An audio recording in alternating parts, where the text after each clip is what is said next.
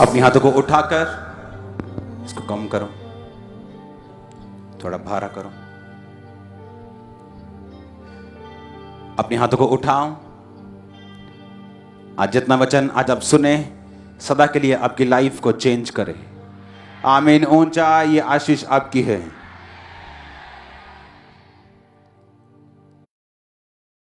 निकले हुए जो वर्ड हैं हम उन पे मनन करेंगे। जो वचन हमने संडे छोड़ा था उसके आगे हम पढ़ेंगे, लेकिन उससे पहले जो ये गीत परमेश्वर ने गाने के लिए बोला और जो वचन यीशु मसीह के मुंह से निकला, मैं ये चाहता हूं आप पहले ये पढ़ें। फालतू लोग जितने खड़े बैठ जाओ ताकि मुझे बिल्कुल क्लियर दिखाई दे लोग। यूहन्ना 15 उसकी 1 आयत से लेके 8 आयत तक। यूहन्ना का सुसमाचार उसकी 15 अध्याय उसकी 1 आयत से लेके उसकी 8 आयत तक हम पढ़ेंगे। उसमें लिखा, सच्ची दाखलता मैं हूं, मेरा पिता किसान है। जो डाली मुझ में है और नहीं फलती उसे वह काट डालता है, और जो फलती है उसे वह छांटता है ताकि और फले। तुम तो उस वचन के कारण जो मैंने तुमसे कहा है शुद्ध हो। तुम मुझ में बने रहो और मैं तुम में। जैसे डाली यदि दाखलता में बनी ना रहे तो अपने आप से नहीं फल सकती, वैसे ही तुम भी यदि मुझ में बने ना रहो तो फल नहीं सकते। मैं दाखलता हूं, तुम डालियां हो। जो मुझ में बना रहता है और मैं उसमें, वह बहुत फल फलता है, क्योंकि मुझसे अलग होकर तुम कुछ भी कर नहीं सकते। यदि कोई मुझ में बना ना रहे तो वह डाली के समान फेंक दिया जाता और सूख जाता है, और लोग उन्हें बटोर कर आग में झोंक देते हैं और वो जल जाती हैं। तुम मुझ में बने रहो और मेरा वचन तुम में बना रहे, तो जो चाहो मांगो वह तुम्हारे लिए हो जाएगा। मेरे पिता की महिमा इसी से होती है कि तुम बहुत सा फल लाओ, तब भी तुम मेरे चेले ठहरोगे। ये बात पक्की। जितना वचन ये दिखने में सिंपल और सुनने में लग रहा है इतना है नहीं, क्योंकि आपको अभी मालूम होने वाला है। यीशु मसीह ने कहा, मेरे पिता की इच्छा ये है कि तुम फल लेके आओ। यानी पिता ये चाहता है कि जब तुम मसीह में आ जाओ तो तुम्हारी जिंदगी में टेस्टिमनीज हो, तुम्हारी जिंदगी में गवाहियां हो, तुम्हारी जिंदगी में बड़े बड़े काम हो, ताकि तुम मेरे चेले ठहरो। आवाज आ रही है सबको? हाथ हिलाओ पीछे अगर आवाज आ रही है पूरी कंप्लीट। ओके। परमेश्वर ने कहा कि मेरे पिता की महिमा इससे होती है कि तुम बहुत सा फल लाओ और तब तुम मेरे चेले ठहरोगे। यह बात पक्की है। आप चाहे चर्च के आखिर में बैठें, चाहे फ्रंट में बैठें, आप चाहे गरीब परिवार से हैं, आप चाहे छोटे हैं बड़े हैं, कोई मायने नहीं रखता परमेश्वर के सामने। जब आप परमेश्वर में आते हैं आप सबको एक जैसा विश्वास का कटोरा दिया जाता है, एक जैसी गवाहियां आपको सुनने को मिलती हैं। और बाइबल कहती है परमेश्वर ये इसलिए आपको देता है कि उसके बाद आप फलों को लेके आए, आपकी लाइफ में गवाहियां हो, आपकी लाइफ में उद्धार हो, आपकी लाइफ में हीलिंग हो, और जिस काम के लिए परमेश्वर ने आपको अपने पास बुलाया वो काम आपकी लाइफ में कंप्लीट हो। अब जो सुनने वाली बात यह है, ध्यान से, परमेश्वर ने कहा, मैं दाखलता हूं, मेरा बाप मेरा पिता किसान है, तुम डालियां हो। तुम क्या हो? तुम डालियां हो। उसने कहा, मेरा पिता तुम्हें छांटता है। हालेलुया। क्या करता है वो तुम्हें? दूसरी आयत में लिखा, जो डाली मुझ में है और नहीं फलती उसे वो काट डालता है, और जो फलती है उसे वो छांटता है ताकि वो और फले। एक 1.5 मिनट की वीडियो है जिसमें आपको ये नजर आएगा कि जब एक किसान दाखलता को, अंगूरों की बेल को ज्यादा फलदार करना चाहता है तो उसे वो बेल छांटनी पड़ती है। अगर वो नहीं छांटेगा और वो ग्रो होती जाएगी, वो बेल कभी भी फल नहीं लेके आएगी और अंगूर जो हैं उनमें बीमारी लग जाएगी। वो 1.5 मिनट की वीडियो देखो 1 सेकंड के लिए। मैं पॉल एडल हूं, RHS गुन वेस्ले के लिए टीम लीडर। मैं आज आपको बाहरी लताओं की मौसमी छंटाई पर कुछ सुझाव देने जा रहा हूं। बहुत से लोग उन्हें अपने बगीचों में उगाते हैं, पेरगोला या ओवर आकर्स पर बढ़िया, जैसे कि हमारे यहाँ वेस्ली में है। वे वर्ष के इस समय में और अच्छी गुणवत्ता वाले अंगूर प्राप्त करने और उन्हें रोग मुक्त रखने के लिए वहां वृद्धि करते हैं। हमें यह सुनिश्चित करने की आवश्यकता है कि हम कुछ युक्तियों के साथ छंटाई करते हुए थोड़े मौसमी के शीर्ष पर हैं। हम ये देखने जा रहे हैं कि आपको क्या करने की आवश्यकता है आपको वो अच्छा फल वर्ष के अंत में दें। तो यह मध्य जून है, अंगूरों में पहले से ही कुछ वृद्धि हुई है और हमने कुछ शुरुआती छंटाई की है जहां हमें अंगूरों की ताकत को नियंत्रित करना है। अगर हम हर जगह पत्तियों के साथ कुछ नहीं करते तो हर जगह काफी पेचीदा गंदगी के साथ छूट होता है, जिससे फफूंदी लगने की संभावना बढ़ जाती है और फिर बाद में बड़े गुच्छों पर बोटेटिस और बहुत सारे अंगूरों का उत्पादन होगा जो कि काफी छोटा होगा और शायद अधिक फैला हुआ बेल होगा। तो अगले साल ये इतना उत्पादन नहीं करता है, इसलिए थोड़ी छंटाई करके हम फसल को नियंत्रित करते हैं, हम रोग की संभावना को कम करते हैं और हम इस वर्ष अच्छे आकार के अंगूरों के साथ एक अच्छा तारीफ करो जोर से। सुनो वो क्या कह रहे हैं, वो किसान कहता अगर मैं उसको छांटूंगा नहीं तो उनमें रोग पैदा होगा और उस सही जगह के ऊपर ग्रोथ जो है वो नहीं होगी। अब जब परमेश्वर आपको अपने में लेके आता है, यीशु मसीह के एक एक जो वर्ड है, एक एक वचन वो सुनने वाला है। परमेश्वर ने कहा जब तुम मुझ में आओगे तो अगर तुम फल लेके आओगे, यानी अगर तुम्हारी जिंदगी में प्रेयर होगी, तुम्हारी जिंदगी में आत्मा के फल होंगे, प्रेम होगा, आनंद होगा, धीरज होगा, विश्वास, नम्रता, संयम, वो फल होंगे, तुम्हारी जिंदगी में फास्टिंग होगी, पवित्रताई होगी, तो उसने कहा मेरा पिता तुम्हें छांटेगा और जब वो तुम्हें छांटेगा तो तुम्हें दुख होगा, तुम्हें लगेगा कि मेरा पिता मुझे क्यों छांट रहा है, मैं तो अच्छी तरह से चल रहा हूं फिर भी मेरे जीवन में दुख क्यों है, मैं तो प्रार्थना भी कर रहा हूं, मैं तो रोजे भी रख रहा हूं, मैं तो टाइट भी दे रहा हूं, मैं तो पवित्रताई में भी हूं, लेकिन क्यों ये पेन, ये दुख मुझे छोड़ के नहीं जा रहा। क्योंकि परमेश्वर आपके प्रेजेंट को नहीं देख रहा, वो आपके फ्यूचर को देख रहा है। उसे दिख रहा है कि आप आने वाले समय में बहुत जबरदस्त रीति के साथ फल लेके आने वाले हो, उसे ये दिख रहा है। लेकिन अगर आप फ्यूचर में फल चाहते हैं, अगर आप इस किसान की वीडियो आप इंटरनेट पे सर्च करना कि जब एक डाली को वो चाहता है कि बहुत सा फल लेके आए, तो वो कहता है मुझे छांटना पड़ता है ताकि वो नियंत्रण में रहे और जो फल आए वो पूरा आए। अब परमेश्वर ने कहा अगर तुम मेरी डालियां हो और मैं तुम्हारी दाखलता हूं, मैं अंगूरों की वेल हूं, तुम मेरी डालियां हो, तो मेरा पिता जब तुम फल लेके आओगे, जब तुम अच्छा काम करोगे, जब तुम परमेश्वर में चलोगे, वो तुम्हें छांटेगा, वो तुम्हारी छंटाई करेगा। और छंटाई किसी भी विश्वासी को पसंद नहीं है।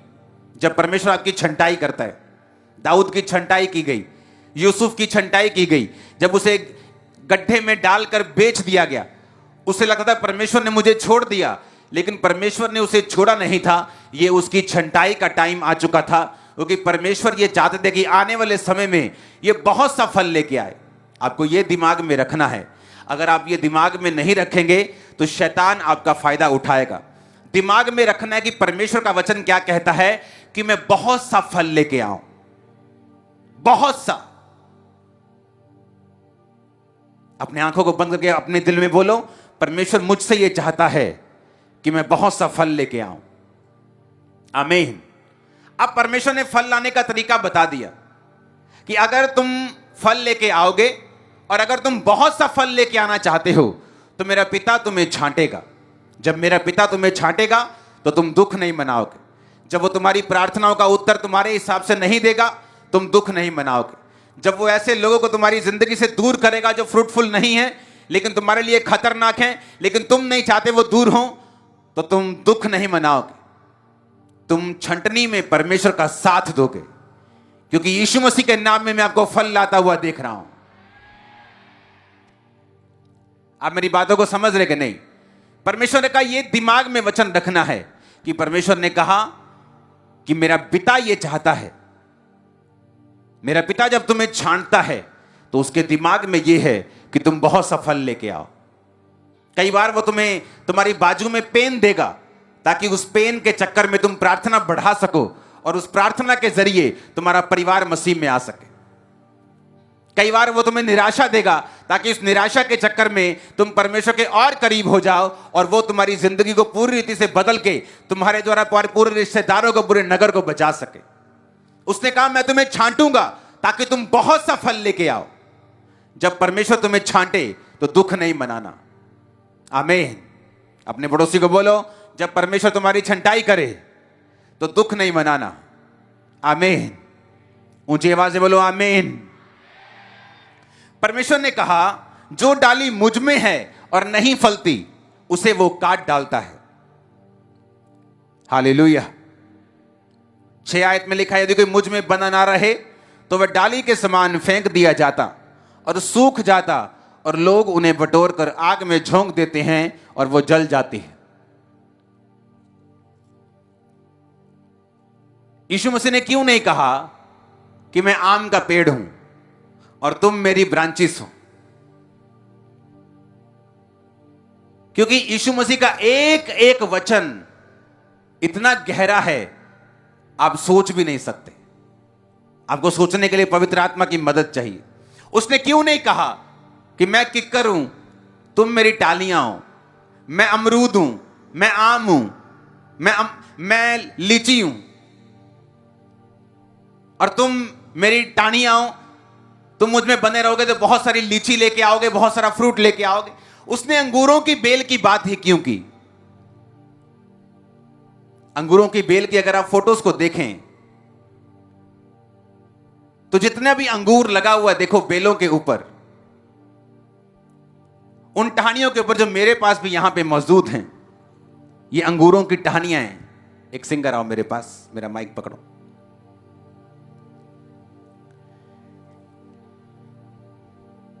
ये क्या है? अंगूरों की बेल है। ये देखो कुछ कुछ पे अंगूर भी लगे, ये अभी छोटे हैं अंगूर, दिखाओ। हाँ, और टाहनी दिखाओ, थोड़ा जूम आउट करके, पीछे करके दिखाओ, और पीछे जाओ। हाँ, यीशु मसीह ने कहा, मैं अंगूर का पेड़ हूं, उसकी मेन शाख हूं, तुम मेरी क्या हो? ब्रांचेस हो। क्यों यीशु मसीह ने नहीं कहा मैं आम का पेड़ हूं और तुम मेरी टहनियां हो? इसका रीजन है, अंगूर का जो पेड़ है उसकी जो टहनियां हैं, ये देखो फल लेके आई हैं, और देखो ये टहनी पकी हुई है, बिल्कुल दिखाओ जूम करके, बिल्कुल पकी हुई डाली है। यीशु मसीह ने कहा कि तुम ब्रांचेस हो, मैं अंगूरों की बेल हूं। अगर तुम मुझ में बने ना रहो तो काट दिए जाओगे, सूख जाओगे और जला दिए जाओगे। अगर आम का पेड़ सूख जाए, उसकी बड़ी बड़ी ब्रांचेस होती हैं, लोग उन्हें काट के प्याले बना लेते हैं, क्रॉस बना लेंगे, चलो चर्च लेके चलेंगे। आम का पेड़ सूख जाए, चलो इसका फर्नीचर बना लेते हैं, चलो इसका कोई काम कर लेते हैं। लेकिन परमेश्वर ने कहा, अगर डाली अंगूरों की सूख जाए तो वो किसी भी काम की नहीं, बल्कि जला दी जाएगी। सुनो मेरी बात ध्यान से। इस वचन को कंप्लीट कैसे करना है? इस वचन को कंप्लीट करता है मत्ती 5:7 से 13 आयत को पढ़ेंगे। मत्ती 5:13। जीसस ने कहा, तुम पृथ्वी के नमक हो। अगर नमक का स्वाद बिगड़ जाए तो फिर वो किस वस्तु से नमकीन किया जाएगा? फिर वो किसी काम का नहीं कि बाहर फेंका जाए और मनुष्यों के पैरों के नीचे रौंदा जाए। परमेश्वर ने कहा, तुम पृथ्वी का क्या हो? नमक हो। उसने ये नहीं कहा तुम एक शानदार कुर्ता हो, तुम एक शानदार कमीज हो, तुम एक शानदार कपड़ा हो। क्योंकि अगर एक शानदार कपड़ा तन पे नहीं रहता तो मम्मी काट कर उसकी छोटी बहन की फ्रॉक बना देती जब वो फट जाए।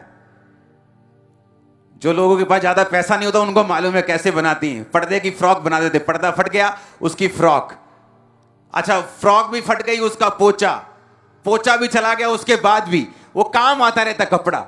लेकिन परमेश्वर ने कहा तुम कपड़ा नहीं हो, तुम नमक हो। कहता अगर नमक खराब हो गया तो फिर धत तेरे की, वो किसी काम का नहीं, मनुष्यों के पैरों के नीचे रौंदा जाएगा। उसने कहा अगर वो व्यभिचार, वो गलती, अविश्वासी करे तो हो सकता है उसकी जिंदगी किसी ना किसी काम आ जाए, लेकिन अगर एक विश्वासी बिगड़ जाएगा, तो वो किसी काम का नहीं, वो पैरों के नीचे रौंदा जाएगा, अविश्वासी से बुरी हालत हो जाएगी और वो किसी काम का नहीं होगा। मसीह में आने के बाद सिनेरियो चेंज हो गया।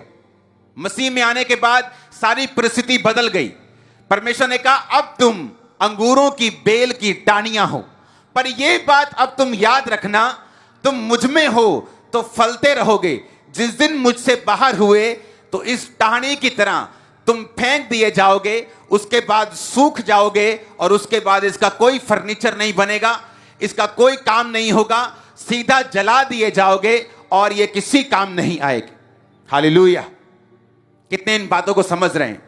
इसीलिए परमेश्वर ने कहा तुम टानियां हो, तुम ब्रांचिस हो, लेकिन किसकी? अंगूरों की। कि अगर तुम क्रिश्चियन होके बिगड़ गए तो तुम्हारी हालत अविश्वासियों से भी बुरी होगी, तुम्हारी हालत दूसरे लोगों से भी ज्यादा खराब होगी, तुम उनसे भी कहीं अधिक गरीबी और श्राप और बीमारियों के नीचे होगे, क्योंकि परमेश्वर ने कहा तुम मुझसे अलग होकर कुछ नहीं कर सकते। परमेश्वर ने कहा तुम पाप में थे और मुझ में आए, और अगर फिर पाप में चले गए, इससे अच्छा होता कि तुम आते ही नहीं, क्योंकि सच्चाई को जानकर पाप में जाना आपकी हालत को 7 गुना बुरा करता है। वचन इस प्रकार बाइबल में कहता है। इसलिए परमेश्वर ने कहा तुम टहनियां हो, तुम नमक हो। अगर नमक बिगड़ गया, अगर नमक में रेत मिल गई, अगर नमक का स्वाद बिगड़ गया, तो कोई दुनिया की सियानी औरत, डॉक्टर, साइंटिस्ट उस नमक को ठीक नहीं कर सकता। वो बिगड़ गया, अब वो कोई काम का नहीं। अब वो पैरों के नीचे लिखा फेंक दिया जाएगा और मनुष्यों के पैरों के वो नीचे आएगा। हालेलुया। कितने इन बातों को समझ रहे हैं? इसलिए परमेश्वर ने कहा तुम मैं अंगूरों की बेल हूं, तुम मेरी टहनियां हो, तुम मेरी ब्रांचिस हो। अगर तुम फले तो मेरा बाप तुम्हें छांटेगा, वो तुम्हें छांटेगा ताकि तुम और फल लेके आओ, अगले सीजन और फल लेके आओ, अगले सीजन और फल लेके आओ। जो मेरे पिता के वचन पे रहेगा हर सीजन में नया फल और बड़ा फल लेके आएगा। पिता का वचन कहते हैं यीशु मसीह के नाम में जो वफादारी के साथ उसके वचनों पे खड़े हैं, आप और आपका परिवार 100 गुना फलों को लाने के लिए और शॉक सरप्राइज देने के लिए तैयार हो जाओ। आमीन। मेरे को ऊंचे वाला चाहिए चर्च। मैंने कहा आमीन, मेरे को और ऊंचे वाला चाहिए। Hallelujah, hallelujah. परमेश्वर ने अगर कहा कि मैं दाख हूं, मैं अंगूरों की बेल हूं, तो उसका बड़ा रीजन था, क्योंकि परमेश्वर ने आपको यह बता दिया है अगर तुम किसी काम के हो तो सिर्फ मुझ में रह के हो, अगर तुम मुझसे बाहर जाओगे तो तुम आम से भी बुरे हो, जो सूख कर फर्नीचर बन जाता है, छड़ियां बन जाती हैं, किसी काम आ जाता है। लेकिन अंगूरों की बेल, जीसस ने कहा जब सूख जाती है वो किसी काम की नहीं। अंगूरों की बेलों का अगर आप साइज देखेंगे, दिखाओ फोटोज के अंदर, वो अंगूरों का बेल जो मेरे हाथ में देखो, देखो अंगूर लगे हुए हैं और बेल का साइज देखो क्या है, टानी का साइज देखो, ब्रांच का क्या है, इससे क्या बन सकता है? नथिंग। इसलिए परमेश्वर ने कहा जब तुम मुझ में आ गए, अगर तुम मुझ में रहोगे तो मन भावने रहोगे, लोग तुम्हारे पास आएंगे, तुम अन्य जातियों के प्रधान ठहराए जाओगे, बहुत से वायदे हैं आपको मालूम। लेकिन अगर तुम नहीं फल लेके आओगे, क्रिश्चियन होके भी बिगड़ जाओगे, तो तुम्हारी हालत अविश्वासियों से भी बुरी हो जाएगी। हालेलुया। उसका एक एक वचन जीसस क्राइस्ट का सो पावरफुल। इसलिए उसने कहा मैं अंगूरों की बेल हूं, तुम मेरी टहनियां हो, मेरे बिना तुम फल नहीं सकते। तुम नहीं, जब तुम फलोगे नहीं तो मेरा पिता तुम्हें काट देगा। वो देखेगा टहनी सूखी है, पेड़ पे भार डाला हुआ है, वो तुम्हें काट देगा। तुम काट कर जमीन पे आ जाओगे, सूख जाओगे, उठा लिए जाओगे लोगों के द्वारा, फिर चूल्हे में जला दिए जाओगे।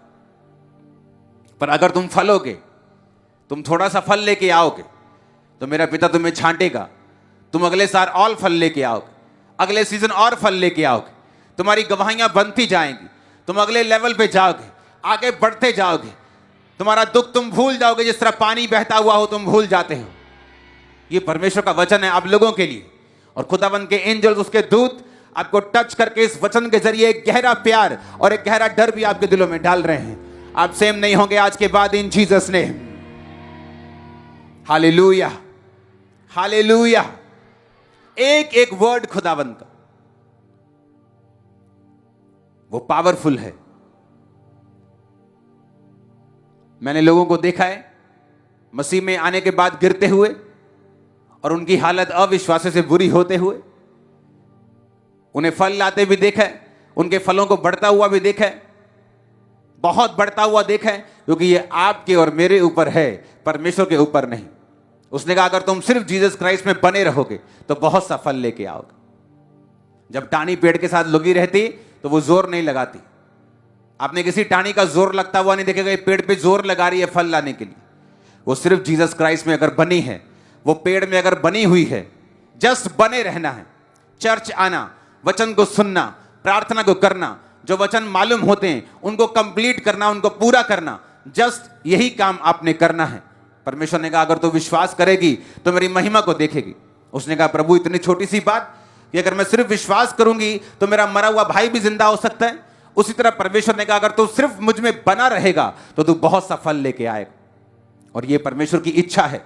उसकी इच्छा ये नहीं कि हम सूख जाएं, उसकी इच्छा ये नहीं कि हम जला दिए जाएं, उसकी इच्छा यही है कि हम फल लेके आएं। ऊंची आवाज से बोलो आमीन, ऊंची ऊंची आवाज से बोलो आमीन। एक एक वर्ड अगर आप जीसस क्राइस्ट के मुंह से जो निकला है, अगर आप उसकी गहराई को समझें,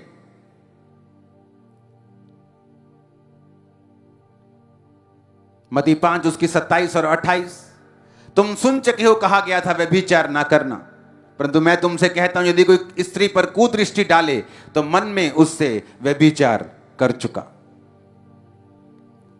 जीसस ने खुद कहा अपने मुंह से, उसने क्या कहा? तू व्यभिचार मत करना, तू व्यभिचार मत करना। नीति वचन की उस आयत को पढ़ेंगे अपनी स्क्रीन के ऊपर, 6 उसकी 32 और 33 आयत। परंतु जो पर स्त्री गमन करता है वह निरा निर्बुद्धि है और अपने प्राणों का नाश करना चाहता है, वही ऐसा करता है। उसको घायल और अपमानित होना पड़ेगा, उसकी बेइज्जती, उसकी नामधराई कभी भी मिटेगी नहीं। जीसस ने कहा तू व्यभिचार नहीं करना। जब आप मसीह में आ गए तो परमेश्वर यह चाहता है आप एक सर्टन लेवल की पवित्रताई को मेंटेन करके रखें। और क्यों जीसस ने कहा मालूम तुम व्यभिचार ना करना? जीसस के मुंह से निकली हर एक command out of anger, out of frustration या आउट ऑफ दंडित करने के लिए नहीं, आउट ऑफ लव है। वो आपको बचाना चाहता है। वचन कहता है जो परस्त्री गमन करेगा उसको घायल और अपमानित होना पड़ेगा, और उसकी नाम धराई यानी उसकी बेइज्जती, उसके नाम पर लगा हुआ कलंक जो है कभी भी मिटेगा नहीं। आप जब अन्य जातियों को, यूथ को, लड़कियों को, लड़कों को जब व्यभिचार करता हुआ देखते हैं और आप देखते हैं कि ये उनके लाइफ में नॉर्मल है और आप उन्हीं की तरह उनको फॉलो करना चाहते हैं, वेट, आप आम का पेड़ नहीं, आप अंगूर की बेल हैं और उसकी टहनियां हैं। अगर आप सूखे तो हालत जान लेना। परमेश्वर क्या कहना चाहता है? परमेश्वर ने कहा तुम व्यभिचार मत करना, क्योंकि एक व्यक्ति जब मसीह में आ गया और अगर उसकी शादी है, हो चुकी है, अपने पार्टनर के अलावा अगर वो किसी और के साथ गलत काम करता है, या वो कुंवारा है और किसी वेश्या के साथ, किसी व्यक्ति के साथ वो गलत काम करता है, तो बाइबल ऐसा कहती है कि वो एक कि मनुष्य जब उसकी शादी होगी वो अपनी पत्नी के साथ एक तन होगा और उससे मिला रहेगा। परमेश्वर ने कहा जो वैश्या के साथ संगति करता है वो एक तन हो जाता है। यानी उस वैश्या की लाइफ में जितने श्राप हैं, जितने कर्स हैं, जितने उसकी फैमिली के बैकग्राउंड के कर्स हैं, बीमारियों के, कैंसर के, एड्स के, जितने शुगर के, गठिए, जितने कर्स हैं वो तुमने शेयर कर लिए। अब लोग पूछते हैं जब मैं मसीह में आ गया और मुझसे व्यभिचार हो गया, क्या प्रभु मुझे माफ नहीं करेगा? प्रभु आपको माफ कर देगा, पर एक कंडीशन है। आप रास्ते में मान लो जा रहे, एक बंदा जा रहा है रास्ते में, उसका एक्सीडेंट हो गया और उसकी एक बाजू टूट गई और डॉक्टरों ने उसे काट दिया क्योंकि वो रफ ड्राइविंग करता था, शराब पी के रोड पे निकल जाता था, मस्तियां करता था रोड पे और उसका एक्सीडेंट हुआ, एक बाजू काट दी गई। उसने फिर फैसला किया आज से मैं शराब नहीं पीऊंगा और जब रोड पे जाऊंगा अच्छी रीति के साथ चलूंगा और कभी भी मस्ती नहीं करूंगा और कभी भी शरारत नहीं करूंगा। तो मैं आपसे ये पूछना चाहता हूं, जब उसने तौबा कर ली कि दोबारा वो गलती कभी नहीं करेगा, क्या उसकी बाजू वापिस आ जाएगी? मैंने कहा क्या उसकी बाजू वापिस आ जाएगी? नहीं आएगी ना। उसी तरह से जब एक आत्मा में आप गलती करते हैं, एक व्यभिचार करते हैं, प्रभु आपको माफ कर देगा अगर आपने माफी मांगी है, दोबारा ना करने का आपने निश्चय किया है। पर जो बाजू, जो आत्मिक आंख आपकी कट चुकी है, वो तमाम उम्र तक, आपकी लाइफ के मरते दम तक आपको उसे सहना होगा, चाहे आपने माफी मांग ली है तो भी। जितनी औरतों के साथ आप सोते जाएंगे उतना अधिक घायल और अपमानित आप होते जाएंगे। दाऊद जब उसने व्यभिचार किया बेतशबा के साथ और उसके पति को मरवा दिया और नातान आया और उसने कहा कि तूने ये गलत किया, तूने जो तलवार चलाई तेरे घर पे भी तलवार चलेगी, तूने जो व्यभिचार किया तेरे घराने में भी अब ऐसा ही होगा। और दाऊद का बेटा उसके खिलाफ हुआ, तलवार चली, वो मारा गया। दाऊद के बेटे ने दाऊद की ही औरतों के साथ कुकर्म किया, व्यभिचार बोया, दाऊद ने व्यभिचार काटा। और दाऊद ने ये व्यभिचार की फसल तब काटी जब परमेश्वर ने उसे माफ कर दिया था, तो भी दाऊद की जिंदगी से इस पाप का असर उसके मरते दम तक कभी नहीं गया। प्रभु ने उसे माफ कर दिया। उसने प्रभु से कहा कि प्रभु मैं शोक करता हूं अपने व्यभिचार का, मुझे माफ कर, मेरी हड्डियों में चैन दे। खुदा ने उसे माफ कर दिया, यह पक्की बात है। लेकिन उसका बेटा उसके खिलाफ हुआ, फिर वो मरा। जब सुलेमान के राजा बनने का टाइम आया, उसका एक और बेटा उसके खिलाफ हो गया, उसके घर में फिर तलवार चली, उसका बेटा फिर मारा गया। लोग फिर निराश हुए क्योंकि ये दाऊद की बोई गई फसल थी। पाप माफ हो सकता है पर उसके कॉन्सिक्वेंसेस, उसका असर आप और आपके परिवार पर कभी भी आपकी जिंदगी भर खत्म नहीं होगा। यह बात को याद रखना। माफ वो कर देगा आपको। आपने व्यभिचार कर लिया, अपनी गर्लफ्रेंड के साथ सो गए, आपने माफी मांगी, आपको माफी मिल गई, बट उस पाप का जो कॉन्सिक्वेंसेस, जो असर है आपकी लाइफ पर, आपके मरते दम तक। दाऊद 70 साल का था। इमेजिन करो 40-45 साल की उम्र में उसने पाप किया और 70 साल की उम्र तक भी, माफ होने के बाद भी वो कॉन्सिक्वेंसेस, उस असर ने उसकी लाइफ का पीछा नहीं छोड़ा। जितनी औरतों के साथ मैंने देखा, लोग जो व्यभिचार में होते हैं, औरतों के साथ अलग अलग, बंदों के साथ अलग अलग सोते हैं, एंड में उनकी लाइफ इतनी उस लेवल पर प्रभावित हो चुकी होती है कि अगर वो माफी भी मांग लेते हैं तो अच्छी बात है, लेकिन वो असर उनकी लाइफ से खत्म नहीं होगा। क्योंकि बाइबल कहती है जिसके साथ तुम एक तन होते हो वो तुम एक हो जाते हो। उसका सारा श्राप तुम्हारा, उसका सारा संघर्ष तुम्हारा, और लाइफ लॉन्ग तुम्हारे जीते जी वो असर तुम्हारी लाइफ को छोड़कर कभी नहीं जाएगा। चाहे तुम उस व्यक्ति को छोड़ दो, तुम्हें मालूम भी ना हो वो व्यक्ति कहां है, लेकिन माफी मांगने के बाद भी वो असर तुम्हारी जिंदगी को छोड़ के नहीं जाएगा। तो इसका मतलब क्या माफी ना मांगे? नहीं मांगनी चाहिए, क्योंकि हो सकता है आज एक बाजू उसकी चली गई, कल को फिर शराब पी के जाएगा रोड पे, दोनों टांगे चली जाएं। तो इससे अच्छा यही है कि जब एक बाजू चली गई तो उसको सीख के रूप में लेके अब एक बाजू और दो टांगों के साथ जीवन अच्छी तरह से बिताया जाए परमेश्वर में। जो हो गया वो हो गया। अब कोई मूर्ख ही होगा जो ये कहेगा नहीं नहीं मेरी कौन सा बाजू वापिस आनी है, अब मैं फिर वही काम करूंगा। तो हो सकता है दूसरी भी चली जाए, टांगे भी चली जाए, आंखें भी चली जाएंगी, मौत भी हो जाए।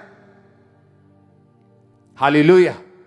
इसीलिए जो लोग व्यभिचार में होते हैं उनको माफी तो मिल जाती है, लेकिन वो एक सर्टन लेवल की हिंड्रेंस, एक रुकावट, एक संघर्ष अपनी लाइफ में वो हमेशा रखा हुआ देखते हैं और वो सोचते हैं कि क्यों मेरी लाइफ में ऐसा हो रहा है। एक सर्टन लेवल की पवित्रताई परमेश्वर आपसे डिमांड करता है, क्योंकि जीसस क्राइस्ट के मुंह से निकला हुआ एक एक वचन बहुत पावरफुल है और असरदार है। अगर वो कहता है व्यभिचार मत कर तो मत कर, इसमें तेरा फायदा है। उसने कहा अगर तूने आंखों से व्यभिचार किया, तूने आंखों से कुदृष्टि डाली, तो तू व्यभिचार कर चुका। हालेलुया। क्यों शैतान इस पाप में आपको गिराने की कोशिश करता है? इसीलिए क्योंकि उसे मालूम है अगर तू ये पाप करेगा तो उसका असर वो तुम्हारी लाइफ में लाइफ लॉन्ग लेके चलेगा, मरते दम तक। तुम 80 के हो जाओ तब भी, 90 के हो जाओ तब भी। इसीलिए शैतान का पूरा जोर रहता है इंटरनेट के जरिए, इंस्टाग्राम के जरिए, टिकटॉक के जरिए, कि वो पूरा व्यभिचार इंसानों के दिल में डाले और वो गलत कामों को करें।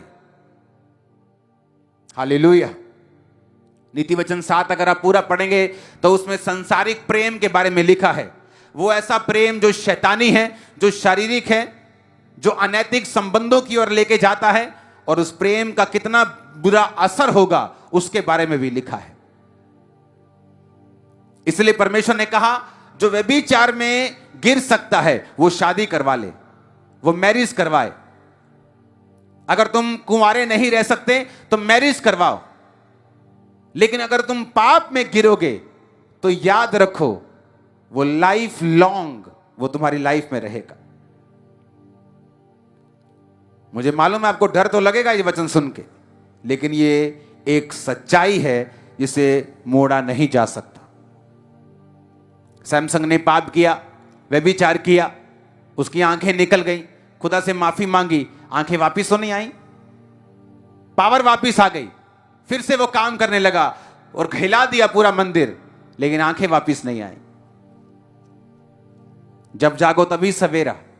जो गुनाह करते हो छोड़ दो, वो चैटिंग डिलीट करो, वो शैतानी पिक्चर्स, वो न्यूड पिक्चर्स, वो गंदी पिक्चर्स, वो नंगी पिक्चर्स डिलीट करो, खत्म करो इस पाप को, क्योंकि ये आपको खा रहा है।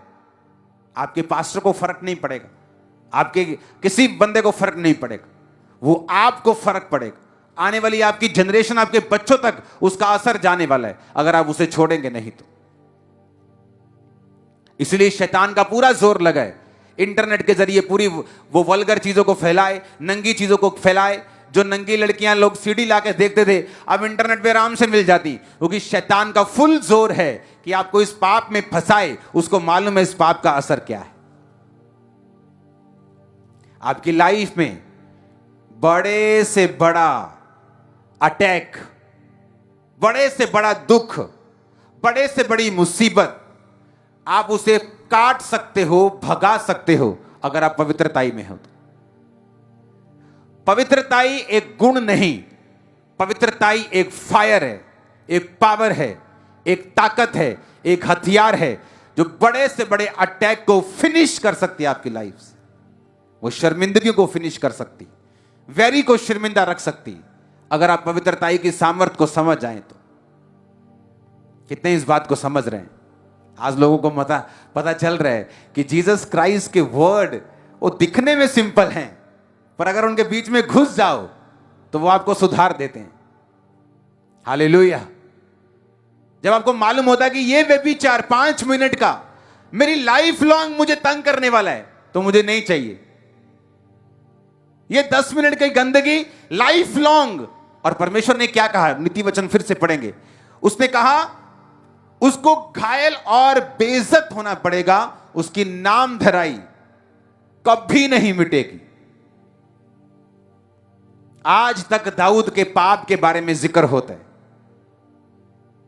उसकी अच्छी बातों का भी जिक्र होता है, उसके पाप के उसकी नाम धराई आज तक मिटी नहीं। उसको उसका अपमान लिखा कभी मिटेगा नहीं, वो सदा उसको लेके चलना पड़ेगा। अगर यीशु मसीह ने कहा तू चोरी मत कर, तो मैं आपको बताऊंगा कि क्यों कहा। अगर उसने ये कहा व्यभिचार ना कर, मैं आपको बता रहा हूं कि उसने क्यों कहा। उसके पीछे एक बड़ा लंबा रीजन है, वो आपको बचाना चाहता है उन आंसुओं से। अब दाऊद जितना मर्जी रोए कि खुदावंद मेरा बेटा मेरे खिलाफ ना हो, लेकिन ये होके रहेगा, क्योंकि उसने इस व्यभिचार की फसल को बोया था, उसे वो काटना पड़ेगा। ऊंची आवाज में बोलो हालेलुया, ऊंची आवाज में।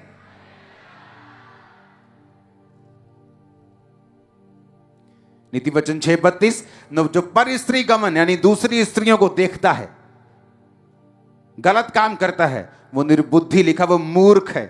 जो अपने प्राणों को नष्ट करना चाहता है वही ऐसा करता है। हालेलुया।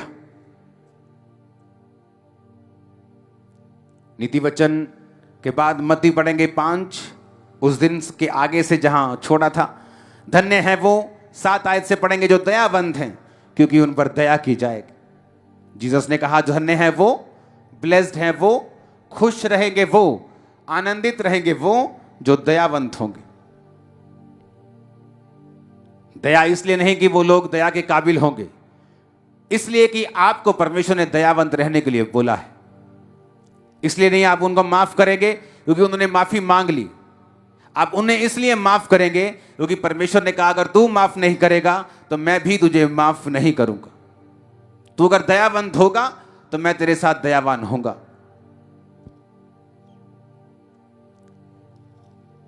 बाइबल कहती एक व्यक्ति अपने देनदार से जिससे उसने पैसे देने थे मिला और उससे कहा ओए पैसा निकाल मेरा, नहीं तो तेरे को अभी मैं जेल में देता हूं।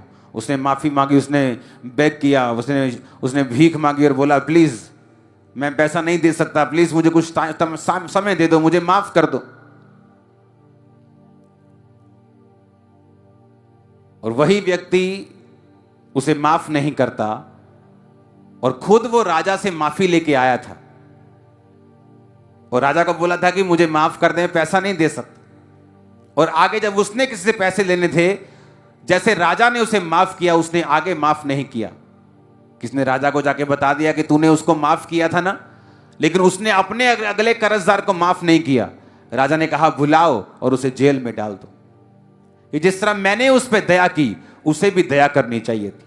क्या आपके मेरे गुनाह माफ होने के काबिल थे? क्या मैंने जो परमेश्वर की कलीसिया को सताया क्या माफ होने के काबिल था? नहीं, लेकिन उसने मुझे माफ किया। मैं आपको प्रीच कर रहा हूं, इसलिए मुझे भी माफ करना है उनको जो इस काबिल नहीं। बाइबल में लिखा विश्वासियों को परमेश्वर ने कुत्तों के साथ कंपेयर किया। कि कौन से विश्वासी? लिखा जो विश्वासी एक दूसरे को दांत से काटते और फाड़ते हैं, एक दूसरे की बदनामी करना, एक दूसरे को नीचा करने की कोशिश करनी, अपनी मिनिस्ट्री को अप करने के लिए दूसरी मिनिस्ट्री के बारे में बुरी बातें को बोलना। परमेश्वर ने कहा ऐसे कुत्तों से चौकस रहना, काट कूट करने वालों से चौकस रहना। तुम दयावान बनना जिस तरह तुम्हारा पिता दयावान है। हालेलुया। आगे लिखा धन्य है वो जिनके मन शुद्ध हैं, क्योंकि वो परमेश्वर को देखेंगे। जब आप परमेश्वर में आते हैं, 2 तरह के विश्वासी हैं। एक वो जो साफ दिल के हैं, एक वो जो शुद्ध दिल के हैं। सब क्रिश्चियन, सब यहूदी साफ दिल के थे, लेकिन यूसुफ शुद्ध दिल का था। और बाइबल कहती है जो शुद्ध मन के हैं वो परमेश्वर को देखेंगे। दाऊद जब शाऊल के उससे भाग रहा था और शाऊल को मारने का उसे मौका मिल गया है एक गुफा में, तो उसके दोस्त बोले दाऊद शाऊल को मार दे, क्योंकि यही तेरा दुश्मन तेरे प्राणों का ग्राहक है, और जब ये मर जाएगा तो उसी कुर्सी पे चला जाएगा जिसके लिए खुदा ने तेरा राजा होने के लिए अभिषेक किया। पर दाऊद ने कहा, चाहे प्रभु का आत्मा शाऊल पर से उठ चुका है, पर मैं इसको मारूंगा नहीं, क्योंकि ये यहोवा का अभिषिक्त है। जो अभिषिक्त था, जिस पे आत्मा उतरता था, दाऊद उसको भी मार के खुश नहीं था। इमेजिन करो, जो अब सही चल रहा है, जिस पे आत्मा उतरता है, जो लोग परमेश्वर के करीब हैं, उनके खिलाफ बोलकर लोग कहां जाएंगे? इमेजिन करो, शाऊल जो गिरा हुआ था, उसके खिलाफ वो नहीं चलना चाहता था, उसे मालूम था ये गलत है। और सोचो, जो खड़ा है उसके खिलाफ चलना अपने परिवार को श्रापित करने के बराबर है। यीशु मसीह ने कहा, धन्य हो तुम, धन्य है वो जो शुद्ध मन के हैं। कौन था शुद्ध मन? दाऊद के जैसा, जिसने कहा, नहीं, मैं इसको नहीं मारूंगा, चाहे मेरे प्राण का ग्राहक है, चाहे इसके बाद ये कुर्सी मेरी है राजा की, लेकिन तब भी मैं शॉर्टकट नहीं अपनाऊंगा, मैं इसे माफ करूंगा। और कहा, धन्य हैं वो जिनके मन शुद्ध हैं, क्योंकि वो परमेश्वर को देखेंगे। क्या देखेंगे? परमेश्वर के ऐसे काम जो आप लोगों की लाइफ में नहीं होते, ऐसी ग्रोथ, ऐसी ब्लेसिंग जो सब मिनिस्ट्रीज में नहीं है। लेकिन आपके मन अगर शुद्ध नहीं, अगर साफ हैं, खुदावंद आपको बरकत देगा, वो खाना देगा, वो यूसुफ के दूसरे भाइयों की तरह आपको चलाएगा, आपके परिवारों को बढ़ाएगा। ये ब्लेसिंग अलग है। लेकिन उसने कहा, अगर तुम्हारा मन शुद्ध है तो तुम मुझे देखोगे। धन्य हैं वो जो मेल करवाने वाले हैं, क्योंकि वो परमेश्वर के पुत्र कहलाएंगे। कौन है मेल करवाने वाला? जो परमेश्वर के साथ मेल करवाते हैं, जो सेवक हैं, सुसमाचार के प्रचारक हैं। आप लोग जो परमेश्वर के प्रचार को करते हैं, जो मेल करवाते हैं अन्य जातियों का, दूसरे लोगों का जो परमेश्वर से दूर हैं, और परमेश्वर से उनका मेल मिलाप करवाते हैं वचन के द्वारा, उन्हें चर्च के बारे में बता के, जीसस के बारे में बता के, वचनों को सुना के, तो परमेश्वर ने कहा, तुम धन्य होगे, क्योंकि तुम परमेश्वर के बेटे, तुम परमेश्वर के पुत्र कहलाओगे। हालेलुया। अगर वो तुमको बेटा बनाएगा, तुम्हें वारिस भी बनाएगा। तुम्हें वारिस बनाएगा, तुम्हारा ध्यान भी रखेगा, तुम्हें बढ़ाएगा भी, तुम्हें सुरक्षित भी रखेगा, तुम्हें ऊंचा भी रखेगा, टाइम पर बरकत भी देगा। ये पुत्र होने का मतलब इतना बड़ा है। आमीन। लेकिन उसके लिए क्या करना पड़ेगा? मेल करवाना पड़ेगा। कितने लोग हैं जिन्होंने पिछले 1 महीने में एक भी रूह बचाई है? हाथ खड़ा करो। एक बंदे को मसीह में लेके आए पिछले 1 महीने में, हाथ खड़ा करो जरा। ये देखो, आधे भी नहीं, 25% भी नहीं। तो परमेश्वर ने क्या कहा? धन्य है वो जो मेल करवाने वाले हैं। वो खुश रहेंगे, ब्लेस्ड रहेंगे। Blessed are those who are peace maker, जो मेल करवाने वाले हैं। क्या आप मेल करवाने वाले हैं? बोलो अपने पड़ोसी को, पूछो, क्या तुम मेल करवाने वाले हो, या सिर्फ चर्च में आशीष लेने आए हो? लेकिन यीशु ने कहा, जो मेल करवाने वाले हैं मेरे पुत्र कहलाएंगे, मेरे बच्चे कहलाएंगे, मेरे बेटे मेरी बेटियां कहलाएंगे। आमीन। धन्य है वो जो धर्म के कारण सताए जाते हैं, क्योंकि स्वर्ग का राज्य उन्हीं का है। तुम सताए गए जब तुमने चोरी की, सताए गए जब तुमने लड़कियों को छेड़ा, लेकिन अब कहता, जब तुम धर्म के कारण सताए जाओगे, जब तुम यीशु मसीह के नाम के कारण सताए जाओगे, तो स्वर्ग का राज्य तुम्हारा होगा। आनंदित होना, खुश होना, क्योंकि स्वर्ग में एक बड़ा प्रतिफल तुम्हारा इंतजार कर रहा है। सताव बुरी बात नहीं, रोने चिल्लाने की बात नहीं। सताव इस बात का सबूत है कि परमेश्वर का हाथ आपके सिर के ऊपर है। जब सताव हो तो दुख नहीं मनाना, आनंदित होना। अपने हाथों को उठाओ, इस बेल को याद रखो, देखो इसे फिर से, देखो फिर से इसकी अंगूर को, इसकी टहनी को, और याद रखना ये बात कि तुम क्या हो अंगूरों की। अगर सूखे तो क्या होगा? जला दिए जाओ। अगर बने रहे तो क्या होगा? बहुत सा फल लेके आओगे। तुम अंगूरों की क्या हो? बेल की क्या हो? डानियां हो। ऊंची आवाज में हालेलुया बोलो। अपने घुटनों पे आ जाओ।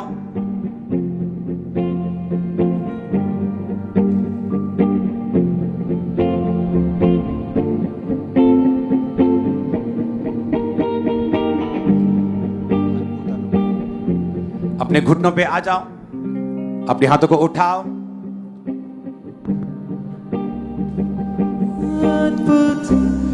हिलाओ हाथों को। तैयार हो फल लाने के लिए? पहले माफी को मांगो अपने हाथों को उठा के, और दोबारा से कोई भी गुनाह ना करने का वायदा करो, नहीं तो आपको मालूम है क्या होगा।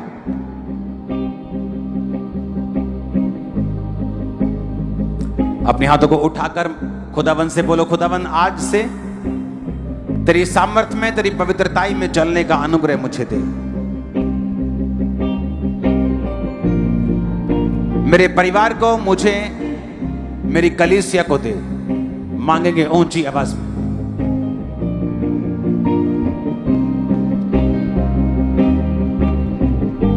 तेरी हुजूरी से होके जुदा, तेरी हुजूरी से होके जुदा कर नहीं सकता कुछ भी खुदा, कर नहीं सकता कुछ भी खुदा। मैं तेरी हुजूरी से होके जुदा। सब गाएंगे, सब कलीसिया।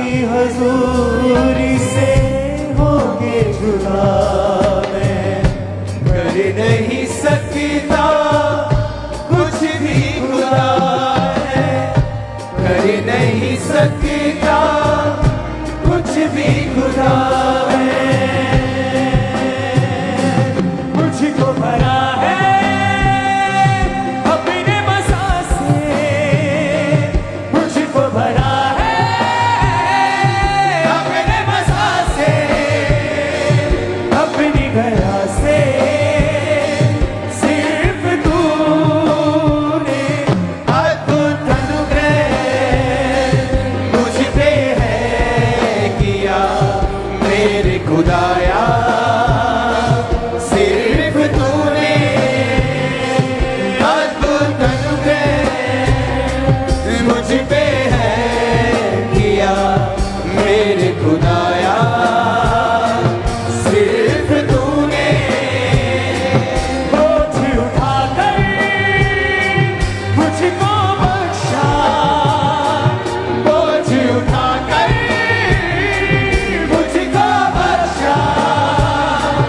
अब दिहारा सिर्फ तूने अद्भुत अनुग्रह मुझ पे है किया मेरे खुदाया। सिर्फ तूने अद्भुत अनुग्रह मुझ पे है किया मेरे खुदाया। सिर्फ तूने। सब गाए तेरी हुजूरी से, तेरी हुजूरी से होके जुदा मैं, तेरी हुजूरी से होके जुदा मैं कर नहीं सकता कुछ भी खुदा। मैं कर नहीं सकता कुछ भी खुदा। तेरी हुजूरी से होके जुदा मैं, तेरी हुजूरी से होके जुदा मैं कर नहीं सकता कुछ भी खुदा। कर नहीं सकता कुछ भी खुदा। अपने हाथों को उठाओ सब जन खड़े हो जाओ। भजन संहिता 19 उसकी 12 से लेकर 14 आयत को मैं पढ़ूंगा। अपनी भूल चूक को कौन समझ सकता है, मेरे गुप्त पापों से तू मुझे पवित्र कर। तू अपने दास को डिठाई के पापों से भी बचाए रख, वे मुझ पर प्रबल होने ना पाए। तब मैं सिद्ध हो जाऊंगा और अपराधों से बचा रहूंगा। अपने हाथों को उठाएंगे अपने परिवार के लिए, अपने लिए।